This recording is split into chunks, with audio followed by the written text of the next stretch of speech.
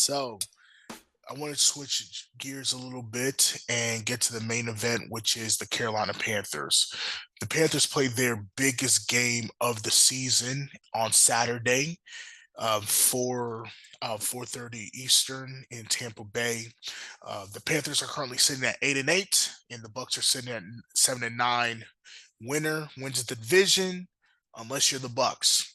And this is where wonkiness can happen, where if the Panthers lose to the Bucks quote unquote have the division lead. And then if the Falcons beat the Saints, then the Panthers jump them due to tiebreakers and all three of them having a three-way tie at 8 and 9. But the Panthers just don't need to worry about that. They just need to worry about taking care of their business.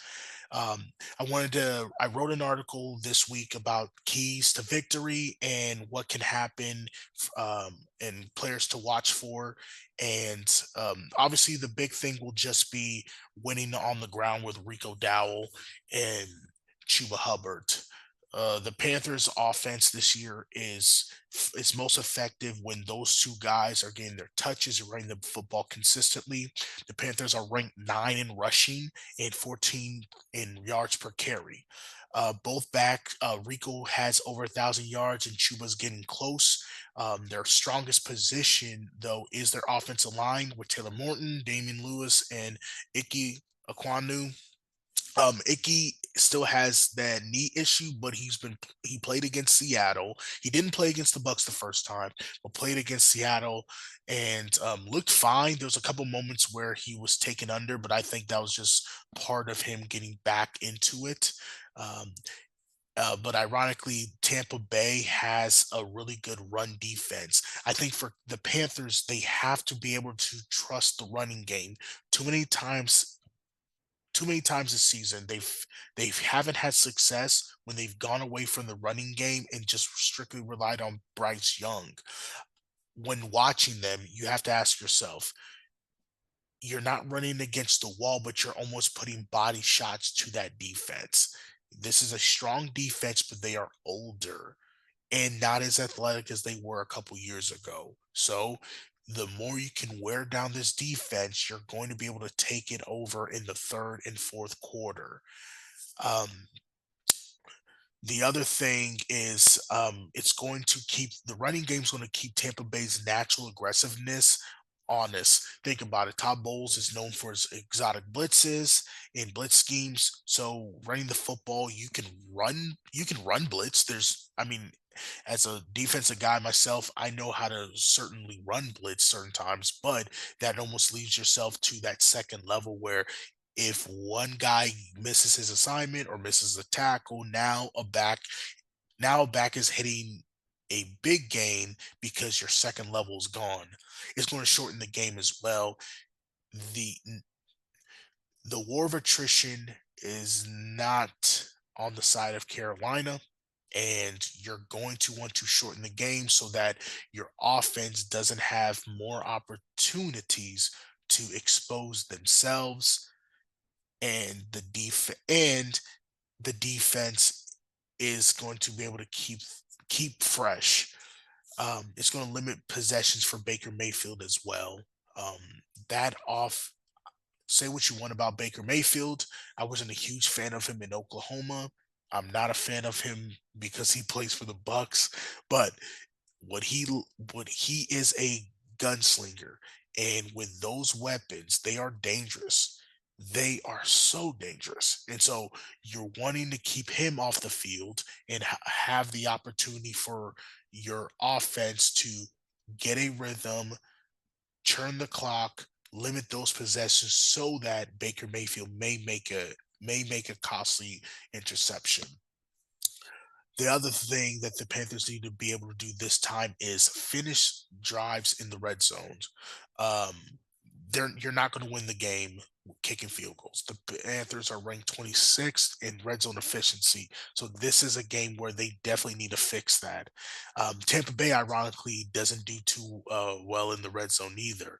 They're ranking one of the worst in the NFL, the 30th, ranked 30th right now. So it's a bad on bad situation here where hopefully Carolina can use their running game or uh, or creativity on the offense to exploit that and have an opportunity to win. Um, the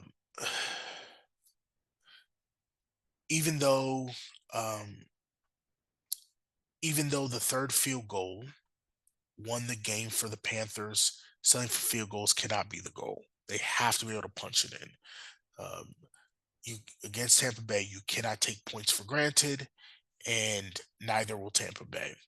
Uh, Tampa Bay is worked 30th in the pass, and so that means that big plays are going to be able to be taken advantage of before the Panthers can even get in the end zone. But those big plays won't be enough. They once they get in there, they got to be able to score. And obviously the turnover battle. Last thing, Baker Mayfield, which I thought was crazy. And let me look at the stat over the last 9 games. Over the last 7 games, he has thrown 8 interceptions. 8. That I was startled when I saw that. Um, Sterling Shepard, one of the wideouts on the team, had mentioned that the Bucs have to fix their self-inflicted mistakes, especially against Carolina to win the division. And this is an area where the Panthers can definitely take advantage of. The Panthers are seventh in interceptions. J.C. Horn has 5, and this is almost playing to where Baker lost the game because of the interception. So is he going to go full gunslinger and go, hey, if we lose, we lose? Or is he going to dial it back and play it safe? If he plays it safe, that's not going to have Tampa Bay win the game because that's almost what Evero's defensive scheme is set up to where everything is playing up front and you rally and you tackle to make a play, and that's fine. The If you put pressure on any defense, it's going to be difficult to stop them consistently. And I almost want Tampa Bay to play it safe, to almost have a try to aim for a no turnover game because what that means is it's going to be a lot of 3 and outs for them and a lot more opportunities for the offense to get the ball, run it down the throat, allow Bryce Young to take a few shots and win this game. Couple players to watch out for. Starting off with Derek Brown. Obviously, he should have been a Pro Bowler. Looking at the stats, he's first in the NFL batted passes. He leads Carolina in sacks and has consistently been a disruptor on the field. I already talked about that last episode where I think he should have made it over Jalen Carter, but politics, team record, it is what it is. Um, but I think he can definitely take advantage of the two backup guards. He did a good job, especially in the run game against them. I think even down in Tampa, it's Mike Jordan and Dan Feely are still backups for a reason, and I don't know a whole lot about them, but I do know about Derek Brown.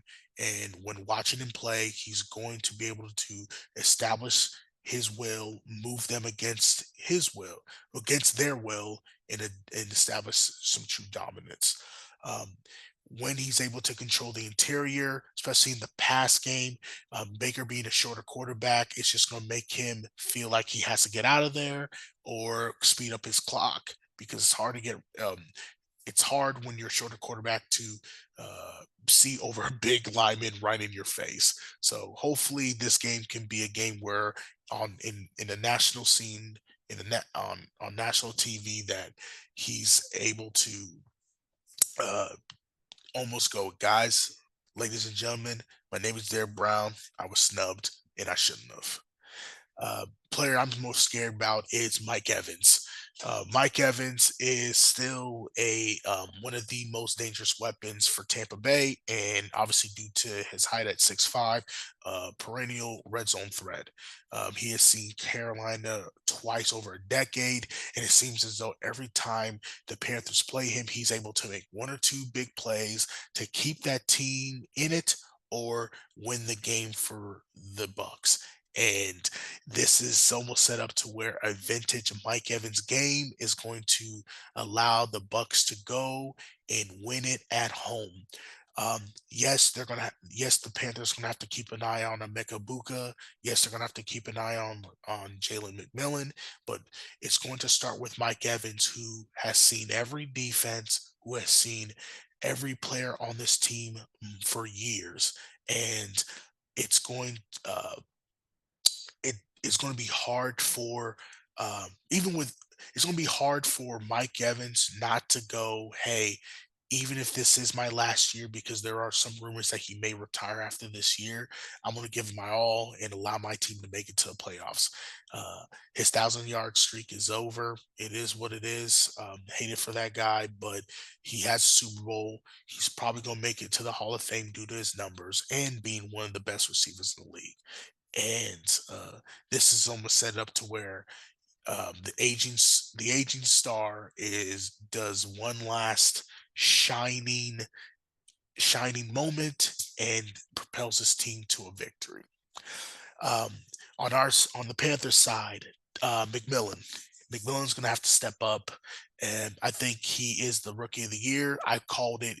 I I'm gonna link the article below, but I've called it for weeks. Probably, I think it was like back week 10. I called he was gonna be the rookie of the year, and a couple people called me crazy. Well, when he wins it, you guys better give me my flowers because I was right.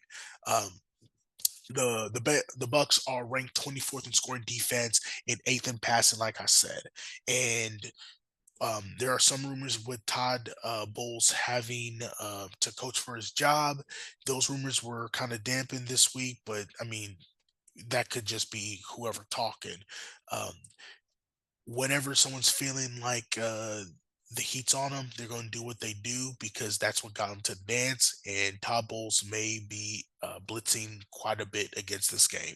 Young doesn't do too well. He's pretty average, ranked 14th, and has one of the fastest time to throw at 2.8 seconds, which just means that McMillan's going to have a lot of opportunities to take advantage of one-on-ones on those corners.